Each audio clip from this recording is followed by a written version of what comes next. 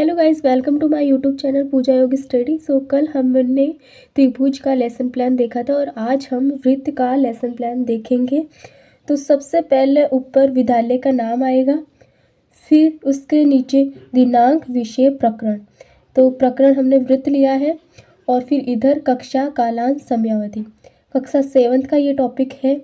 और फिर नीचे शिक्षण बिंदु में हमने लिया है वृत्त का सामान्य परिचय, वृत्त की परिधि, वृत्त का क्षेत्रफल।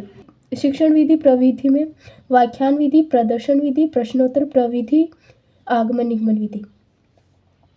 शिक्षण उद्देश्य में देखो, विशिष्ट शिक्षण उद्देश्य और इधर आ जाएगा अपेक्षित व्यवहारगत परिवर्तन। तो ज्ञान, अवबोध, ज्ञानोपयोग, कौशल। देखो, विद्यार्थी वृत्त का प्रत्यास्मरण कर सकेंगे, विद्यार्थी वृत्त के क्षेत्रफल का प्रत्याभिज्ञान कर सकेंगे, विद्यार्थी वृत्त की व्याख्या कर सकेंगे, विद्यार्थी वृत्त के उदाहरण दे सकेंगे, विद्यार्थी वृत्त से संबंधित ज्ञान का उपयोग उच्च अध्ययन में कर सकेंगे, विद्यार्थी वृत्त से संबंधित ज्ञान का उपयोग दैनिक जीवन में कर सकेंगे, विद्यार्थी वृत्त से वृत्त के क्षेत्रफल को चार्ट के माध्यम से समझा सकेंगे, विद्यार्थी वृत्त को मॉडल के माध्यम से समझा सकेंगे। और फिर इधर शिक्षण सामग्री, और इसमें आ जाएगा सहायक शिक्षण सामग्री, विशिष्ट सहायक शिक्षण सामग्री में चौक, डस्टर, संकेतक, लपेट फलक, शामपट और चार्ट। और मॉडल में हम चार्ट बनाएंगे वृत्त का क्षेत्रफल, वृत्त के क्षेत्रफल का हम चार्ट बनाएंगे और वृत्त का अपन मॉडल बनाएंगे। और पूर्व ज्ञान में विद्यार्थी वृत्त के बारे में सामान्य जानकारी रखते हैं। प्रस्तावना प्रश्न में तो कोई दो सड़क पर चलने वाले साधनों के नाम बताइए। तो विद्यार्थी जवाब देंगे, विद्यार्थी कुछ भी दो जवाब देंगे। तो कार, बस। और फिर यहीं से हमें स्टार्ट करना है। कार, बस किसके साधन है? तो यातायात के साधन है। यातायात के साधन किसकी सहायता से चलते हैं? पहिए की सहायता से। और पहिए का आकार कैसा होता है? वृत्ताकार। वृत्त के बारे में विस्तार पूर्वक बताइए। एंड फिर नीचे उद्देश्य कथन। बच्चों, आज हम वृत्त के बारे में विस्तार से अध्ययन करेंगे। यहाँ पे फर्स्ट टीचिंग पॉइंट है वृत्त का सामान्य परिचय।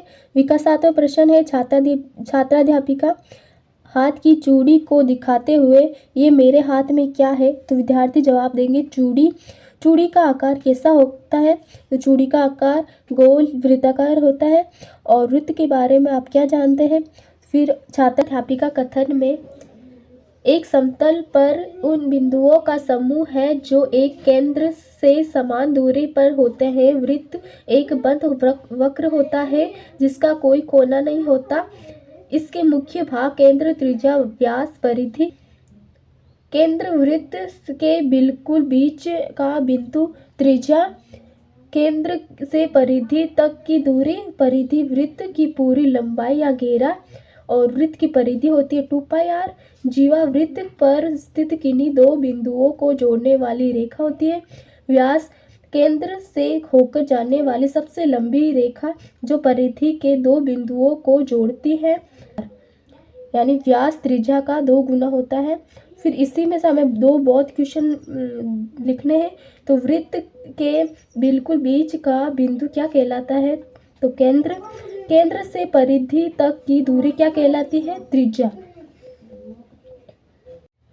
और इधर सहायक सामग्री में अपन ने मॉडल बनाया था, तो इसमें मॉडल अभी बनाना नहीं है फाइल में, और यहाँ पे ब्लैक बोर्ड चिपकाने आपको। थर्ड टीचिंग पॉइंट है अपना वृत्त की परिधि। तो विकासात्मक प्रश्न में पहला प्रश्न है पृथ्वी का आकार कैसा होता है? गोलाकार। गोल को हम और किस नाम से जानते हैं? वृत्त। वृत्त की परिधि के बारे में आप क्या जानते हैं? और छात्राध्यापिका कथन में वृत्त के बाहरी किनारे की कुल लंबाई है। इसका मुख्य सूत्र 2πr, जहाँ r त्रिज्या, या πd, जहाँ d व्यास है। यहाँ पाई का मान 22/7 या 3.14 लिया जाता है। उदाहरण के लिए 7 सेंटीमीटर त्रिज्या वाले वृत्त की परिधि। तो 2 × 22/7 × 7 = 45 सेंटीमीटर।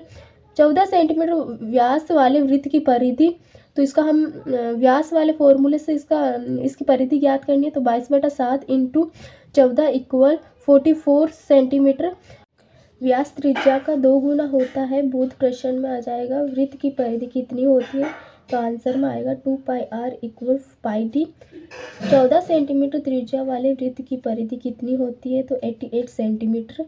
और इधर ये सहायक सामग्री में अपन यहाँ पे जो ये यहाँ पे मिनिएचर बनाना है आपको इस तरह से कुछ।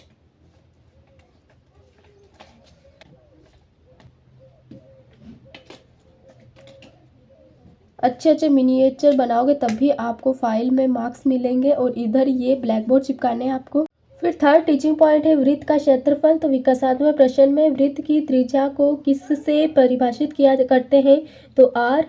एक बंद वक्र जिसका कोई कोना नहीं होता उसे क्या कहते हैं? वृत्त। वृत्त के क्षेत्रफल के बारे में आप क्या जानते हैं? छात्राध्यापिका कथन में वृत्त के द्वारा घेरा गया क्षेत्र या तल वृत्त का क्षेत्रफल कहलाता है। वृत्त का क्षेत्रफल πr², जहाँ पाई 22/7 आर त्रिज्या है, यह आप सबको आता है। क्षेत्रफल निकालने के लिए त्रिज्या के वर्ग को पाई से गुणा किया जाता है। यदि व्यास d दिया हो तो त्रिज्या निकालने के लिए व्यास को 2 से भाग दें। r equal d/2। यदि व्यास दिया है क्षेत्रफल इक्वल पाई, तो क्षेत्रफल πd²/4। एग्जाम्पल, यदि त्रिज्या r इक्वल 7 सेंटीमीटर तो तब क्षेत्रफल इक्वल πr² से हम इसको सॉल्व करेंगे। और इसी में से अपने को बहुत क्वेश्चन बनाने हैं 2। तो वृत्त का क्षेत्रफल क्या होता है? πr² या πd²/4। यदि व्यास d इक्वल 10 सेंटीमीटर हो तब वृत्त का क्षेत्रफल क्या होगा?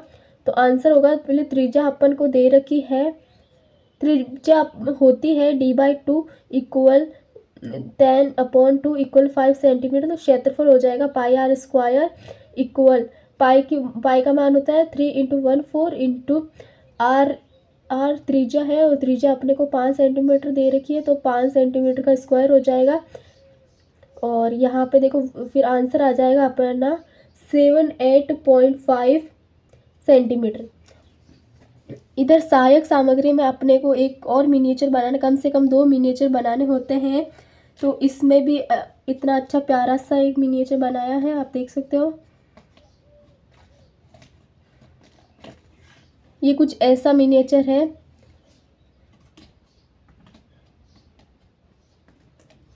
यहाँ पे आपको ब्लैक बोर्ड चिपकाने हैं।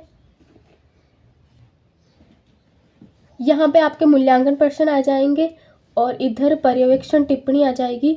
जो टीचर आप पढ़ाओगे तो आपके वहाँ पे देखकर कुछ लिखेंगे तो वो आ जाएगा यहाँ पे।